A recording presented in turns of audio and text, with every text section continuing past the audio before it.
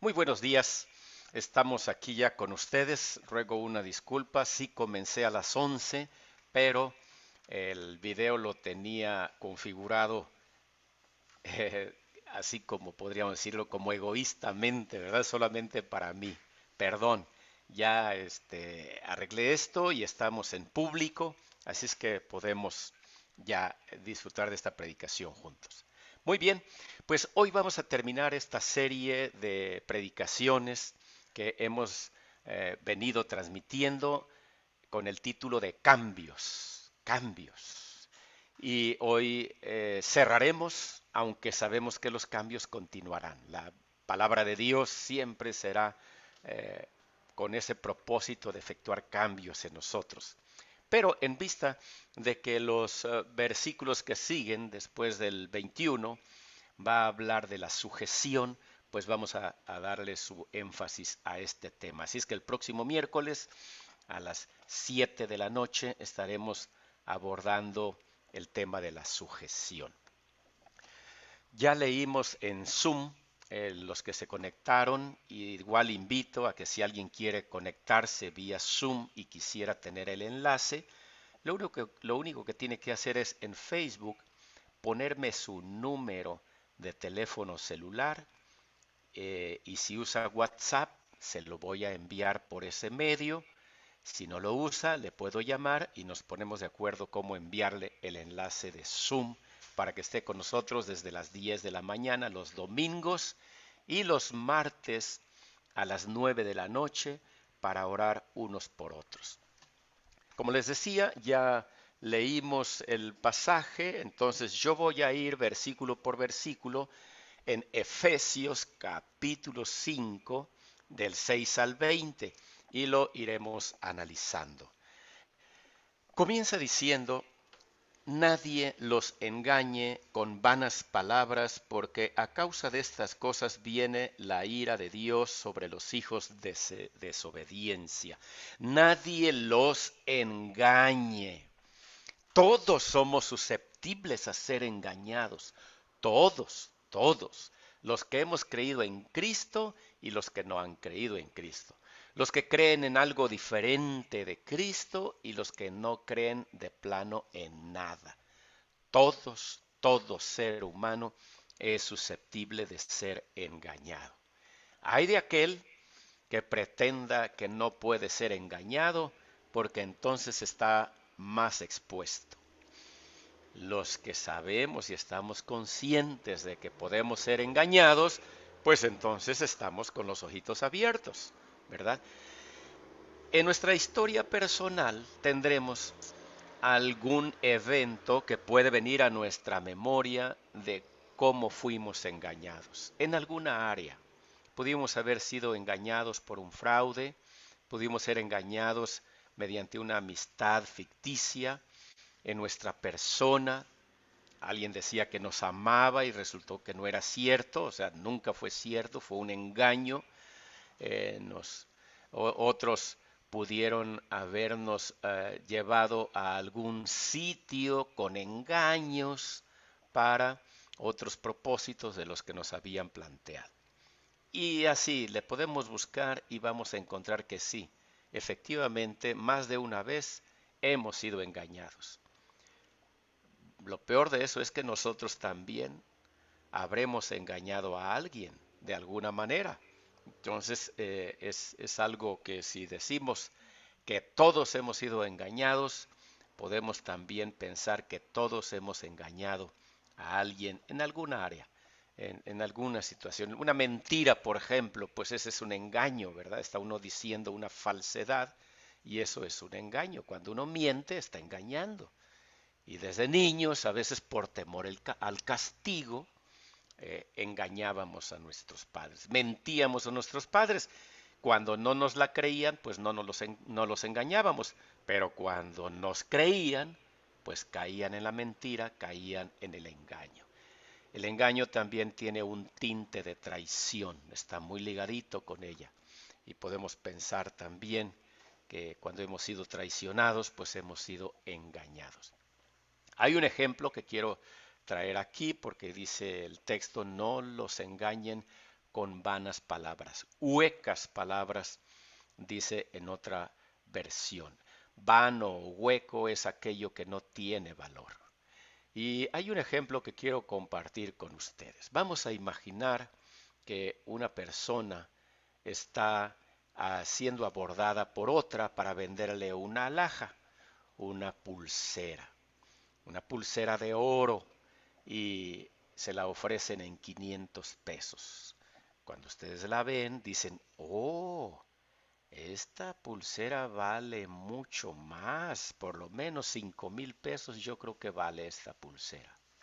Entonces, pero el que se las vende les dice, bueno, tengo mucha necesidad y aquí y allá, les cuenta una historia, ¿verdad?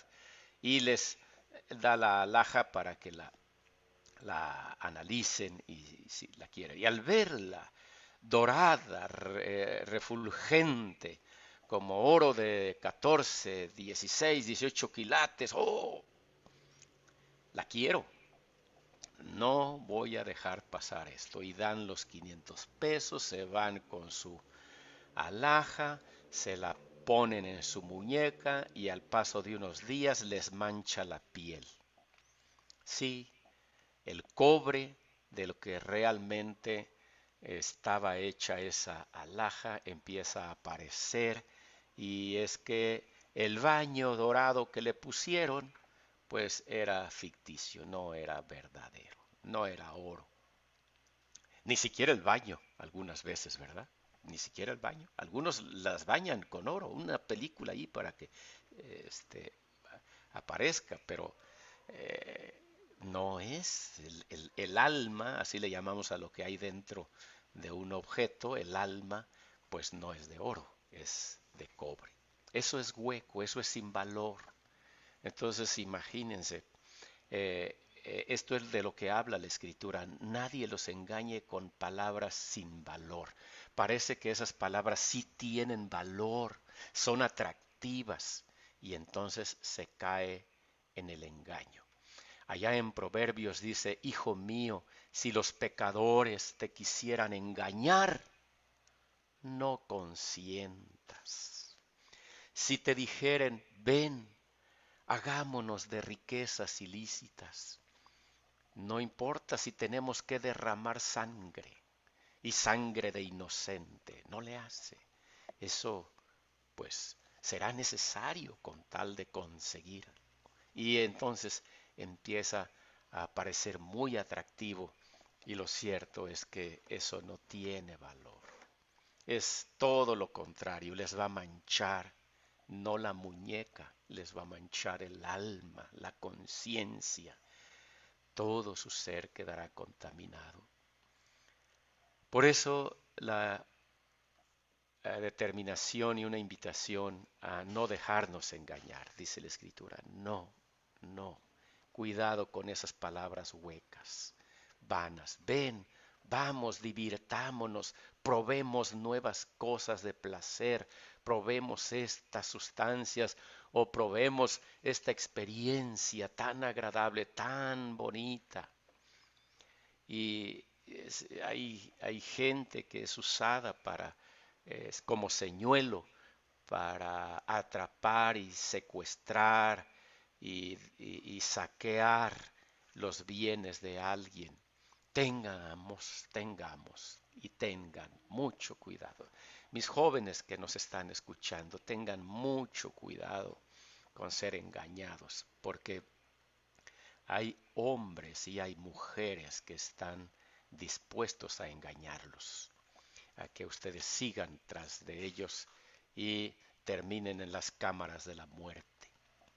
Cuidado, en aspecto de la vida cristiana, la persona que ha llegado a Cristo Jesús, que se ha arrepentido de sus pecados, que ha creído en Jesús, ha decidido convertirse en un fiel seguidor de Jesús, también está expuesto al engaño, y en el sentido de no vivir la vida cristiana, no vivir esa nueva vida que Cristo le ha dado. Porque estas huecas palabras de las que habla aquí se van a remontar a los versículos que ya leímos antes, que es practicar cosas que hacen aquellos que no heredarán el reino de los cielos, como dice el versículo 5. Dice, porque esto lo saben muy bien que ningún inmoral, ni impuro, ni avaro, el cual es idólatra, tiene herencia en el reino de Cristo y de Dios. Por eso adelante dice, nadie los engañe con vanas palabras. Porque esos que los quieren engañar están bajo la ira de Dios, dice. Esas cosas que ellos pretenden inculcarnos y arrastrarnos hacia allá, por esas cosas es que viene la ira de Dios sobre los hijos de desobediencia. A esta parte le voy a dedicar más, porque normalmente así es el arranque y ya después se va más fluido todo el pensamiento. Pero esta parte de los hijos de desobediencia y de la ira de Dios, quiero reforzarlo con otros pasajes de la Escritura, como por ejemplo, les había mencionado que Efesios y Colosenses tienen muchos escritos en común, muchas declaraciones en común. De modo que Colosenses 3:6 prácticamente es una calca de lo que aquí estamos viendo. Dice el 3:6 de esta manera.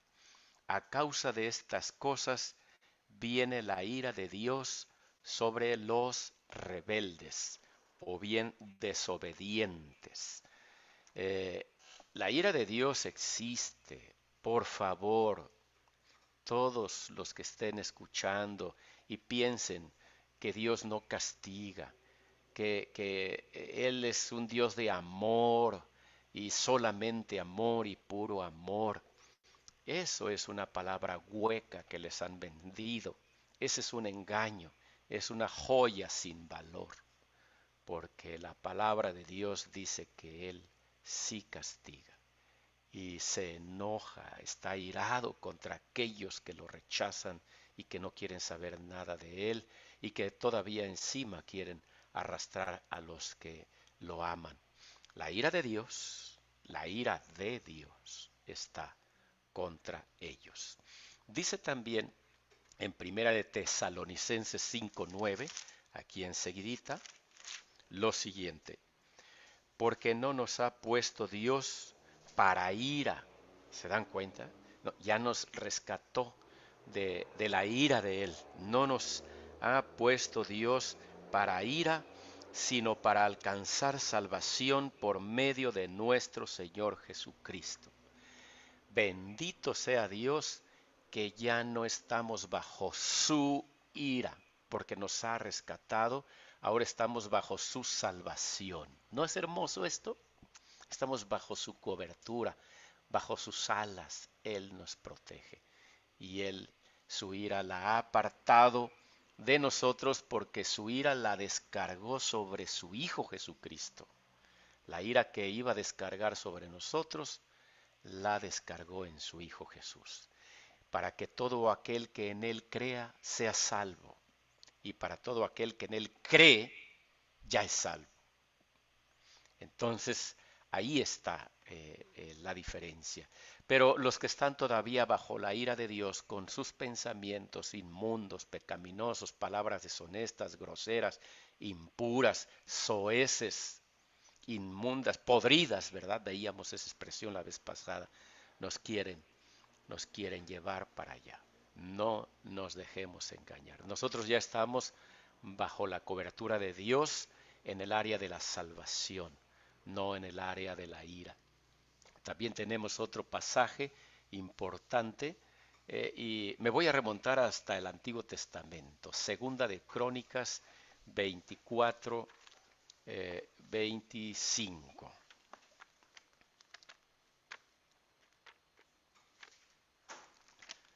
Vamos para allá. Dice el texto de esta manera. Cuando los sirios se alejaron de él, lo dejaron gravemente enfermo. Después conspiraron contra él sus servidores a causa de la sangre del hijo del sacerdote Joiada. Lo hirieron de muerte en su cama y murió, y lo sepultaron en la ciudad de David, pero no en los sepulcros de los reyes. Esto es ira de Dios. ¿Qué pasó con este hombre que murió? ¿Quieren que me regrese tantito al 23? Dice, aconteció que el año siguiente subió contra él el ejército de Siria, y está hablando de un rey, del rey Joás. Entonces, contra el rey Joás subió el ejército de Siria. Vinieron a Judá y a Jerusalén, destruyeron de entre la población a todos los magistrados del pueblo, y enviaron todo su botín al rey de Damasco. Aunque el ejército de Siria había venido con poca gente, el Señor entregó en su mano un ejército muy numeroso. ¿Por qué? Porque habían abandonado al Señor, Dios de sus padres. Así ejecutaron juicio contra Joás. Cuando los sirios se alejaron de él, lo dejaron gravemente enfermo. Después conspiraron contra él sus servidores a causa de la sangre del hijo del sacerdote Joiada. A él lo asesinaron, lo hirieron de muerte en su cama y murió. Los propios servidores del rey se volvieron contra él y aprovechando que estaba enfermo, ahí lo masacraron. Y antes había sido entregado un numeroso ejército del pueblo de Dios. Dios entregó al ejército de su propio pueblo en manos de los sirios, en manos de paganos, y fueron consumidos a espada porque abandonaron a su Señor. La ira de Dios ahí está manifiesta. Y claro, algunos no quieren leer el Antiguo Testamento porque dicen, no, ahí hay mucha mortandad, mucha sangre. No, también hay mucho amor, mucha misericordia de Dios que detectamos desde las primeras páginas del Antiguo Testamento. Y luego dicen, prefiero leer el Nuevo Testamento, ese sí es de amor. No, también tiene ira, también habla de la ira de Dios. Y claro, especialmente Apocalipsis, ¿verdad? Por eso algunos no quieren entrarle ahí, pero es Nuevo Testamento. Pero además, no solamente allá, en los Evangelios se menciona ira de Dios. Y en este escrito que estamos viendo de Efesios, de Colosenses, de Tesalonicenses, también habla de ira de Dios. Y voy a terminar con Juan 3:36, que también habla en este sentido de las dos cosas, del amor de Dios y de la ira de Dios. Juan 3:36.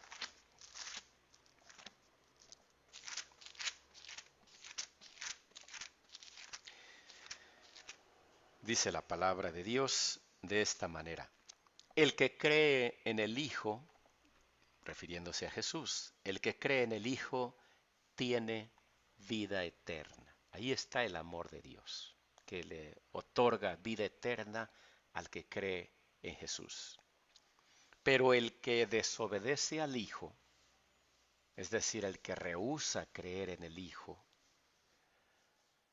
no verá la vida, sino que la ira de Dios está sobre él.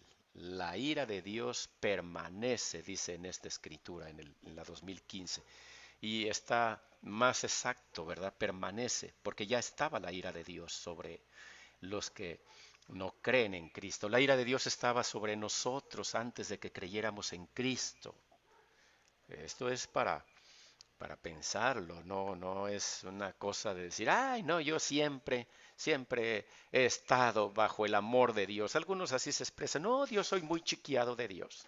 Chiqueado de Dios si no ha creído en su Hijo, si ha rehusado creer en su Hijo. ¿Cuál chiqueado de Dios? Está bajo la ira de Dios. Claro que la misericordia y el amor de Dios se han mostrado en él en distintas maneras, pero no ha salido de la cobertura de la ira de Dios hasta que crea en el Hijo. Entonces, el que no cree en el Hijo, la ira de Dios está, o más bien permanece sobre él. Ha estado, está y estará. Esa es la permanencia, la ira de Dios. Entonces es importante que se predique esto, que ustedes sepan, amados oyentes, que si no han rendido su vida a Cristo Jesús, están bajo la ira de Dios. Si así están bien como van por la vida, con esa inmoralidad en sus mentes y esa creencia de que son buenos, que no le hacen daño a nadie, son buenos ciudadanos, buenos padres, buenos hijos, pero no creen en Jesús, lo rechazan. Ese es un engaño, esa es una palabra hueca, también ¿verdad? Autopensada, autoengañada. Están bajo la ira de Dios. Arrepiéntanse. Fue lo primero que Jesús predicó. Arrepiéntanse y crean en el Evangelio, porque el reino de los cielos se ha acercado. Arrepiéntanse. La ira de Dios, ahí está. Les decía que esta parte quería dedicarle bastante tiempo porque es crucial. La ira de Dios y el que estemos también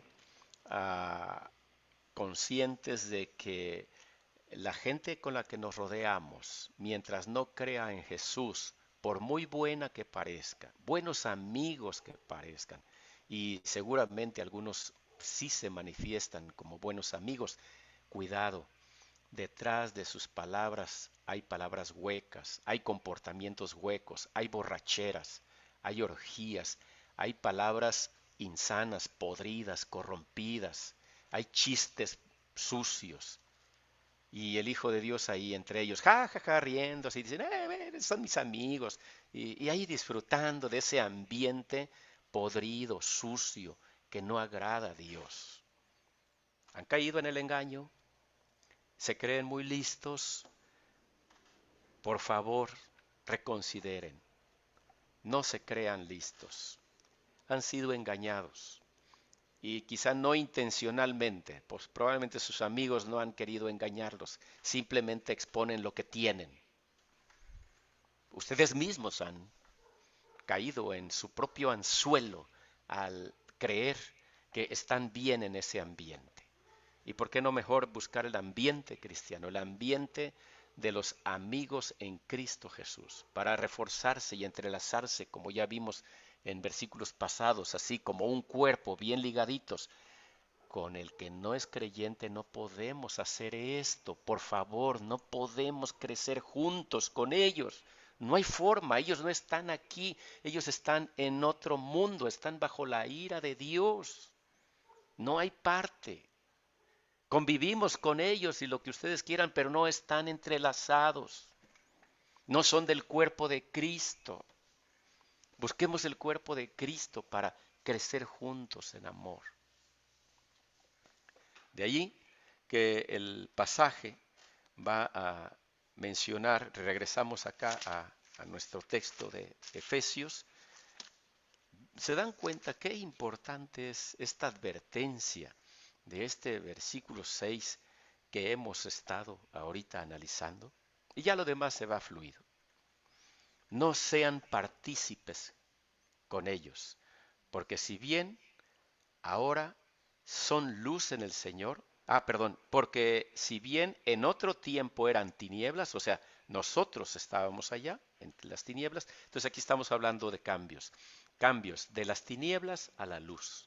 Nosotros estamos en las tinieblas, ahora estamos en la luz, ahora son luz en el Señor. Anden como hijos de luz. Jesús es la luz del mundo.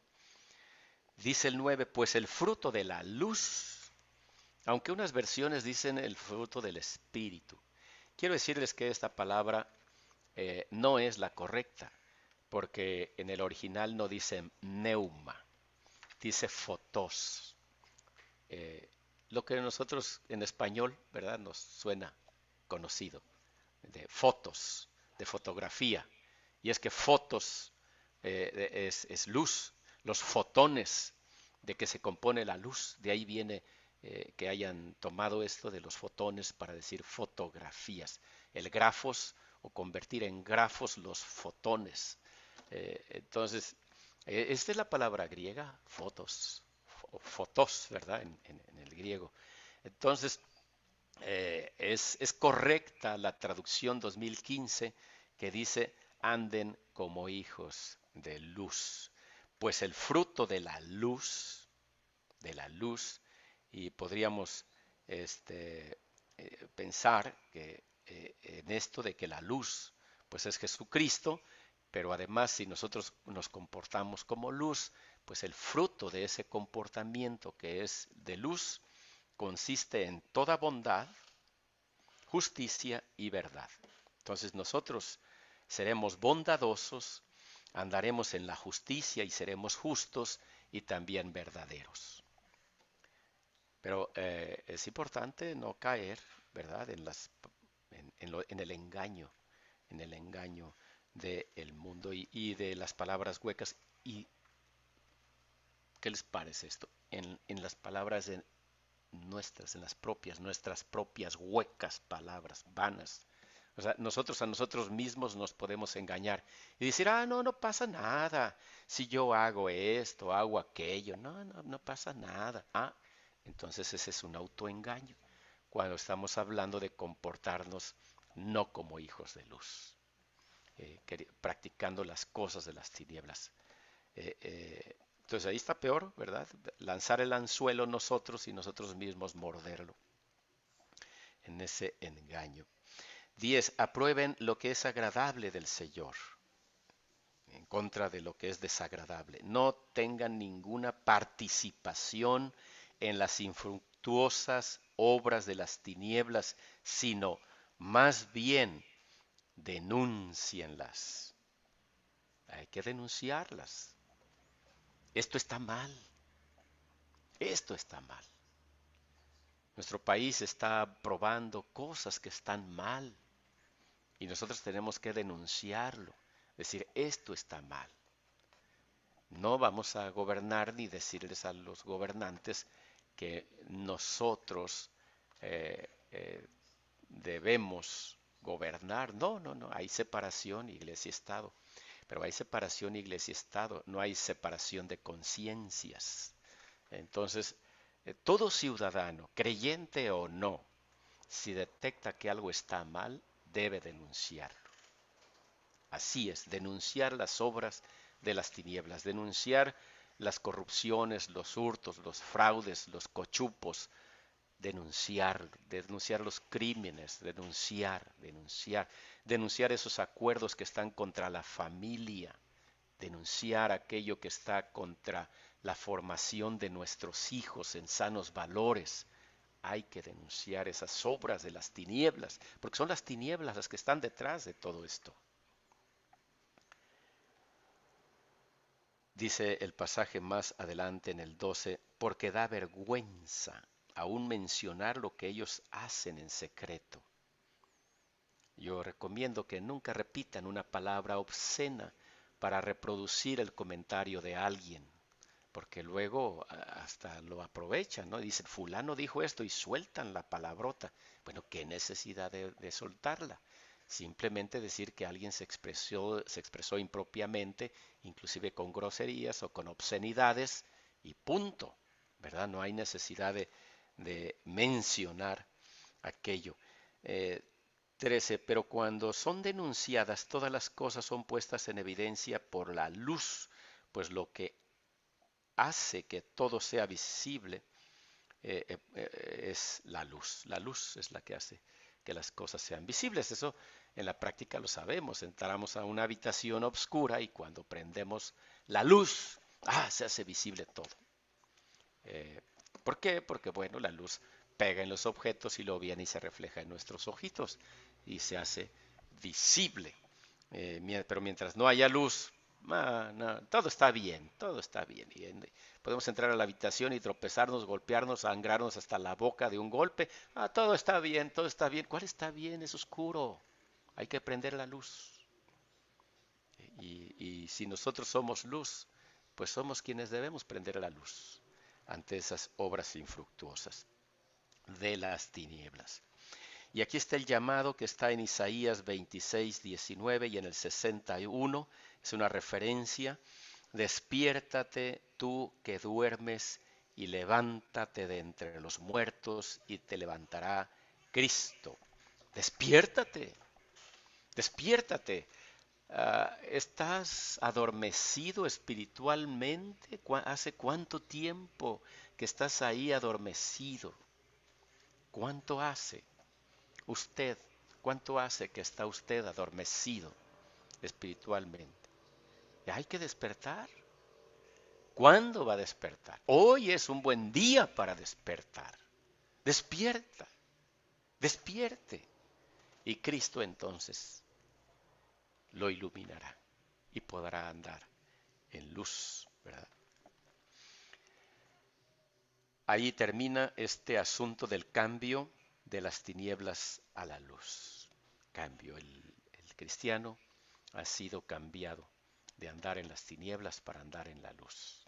Y de ser el mismo tinieblas para ser ahora él luz. Y de producir tinieblas para ahora producir luz, que ahora lo menciona en estas tres cosas, ¿verdad? Bondad, justicia y verdad.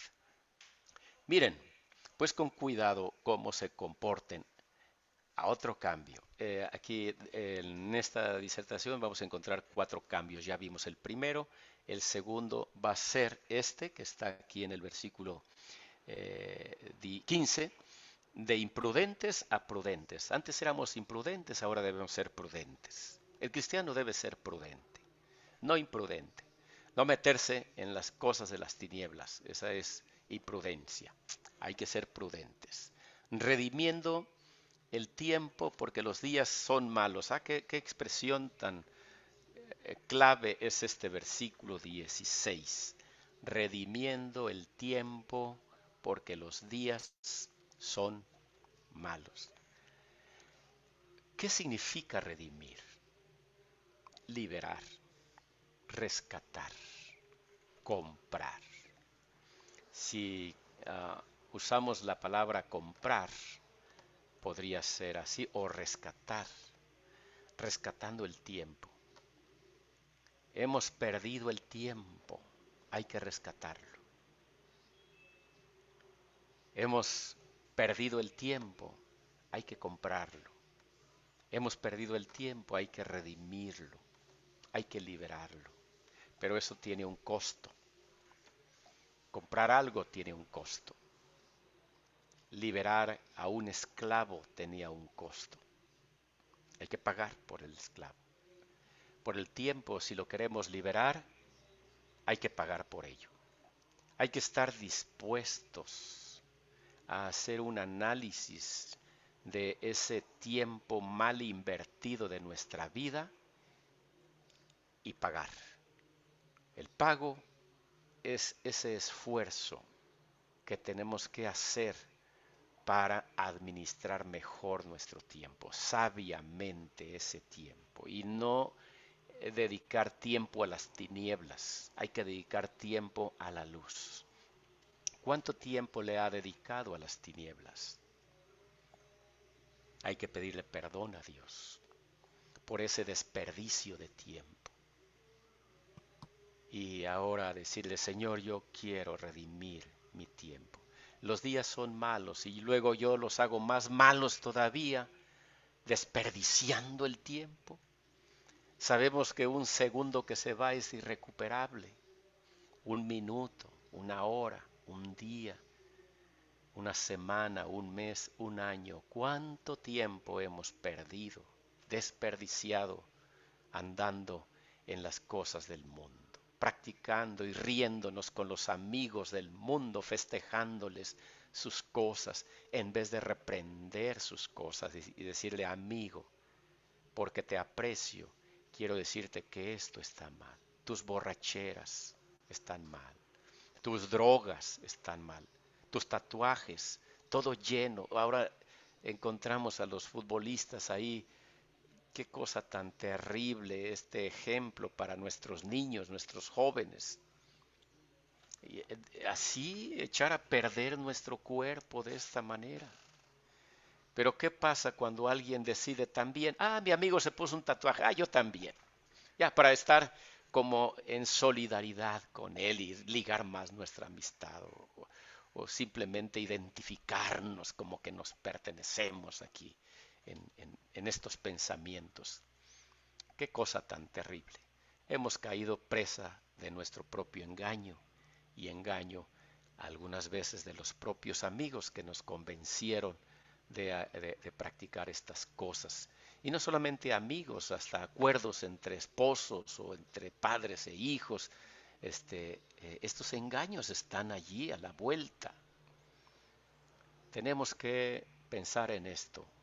¿Cuánto he desperdiciado yo de mi tiempo y de mis acciones, de mis actos? Hay que rescatarlos, hay que redimirlos. Tercer cambio, de las borracheras a la llenura del Espíritu Santo, de andar de borrachos y con borrachos. Mejor alejarse de las borracheras y ser llenos del Espíritu Santo y andar con gente llena del Espíritu Santo. Y entonces su vida va a ser ricamente bendecida por Dios. No se embriaguen con vino, pues en esto hay desenfreno, ¿o no? ¿O no? ¿Cuántas muchachitas quedan embarazadas después de un desenfreno así, donde hubo alcohol, drogas? ¿Cuántos muchachos han llegado a estar contaminados de SIDA por causa de este desenfreno o de otras enfermedades venéreas?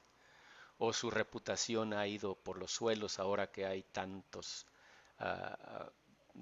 tantas maneras de captar una imagen y subirla a las redes sociales por andar en esas cosas? Claro, algunos prefieren mejor no entrarle a las redes sociales y seguir en el desenfreno acá a oscuras, pero alguien que allí ande las puede subir y entonces ahí quedarán. Eh,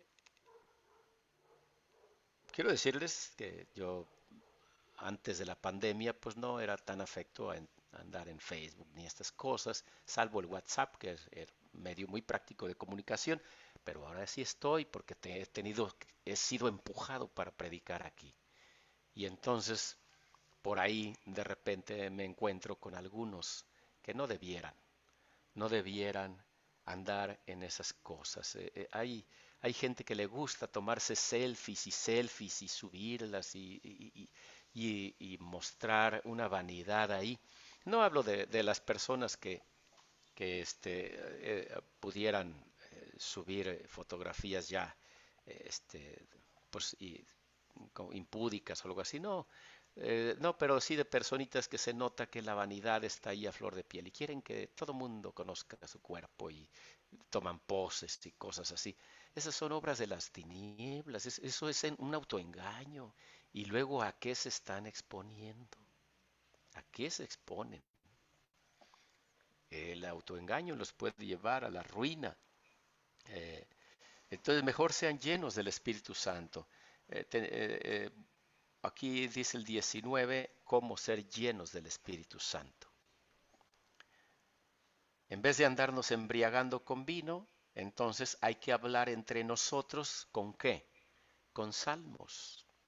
Los salmos hace referencia a ese libro de los salmos, pero no específicamente al libro de los salmos, sino a toda composición que tiene que ver hacia Dios, ligada hacia Dios.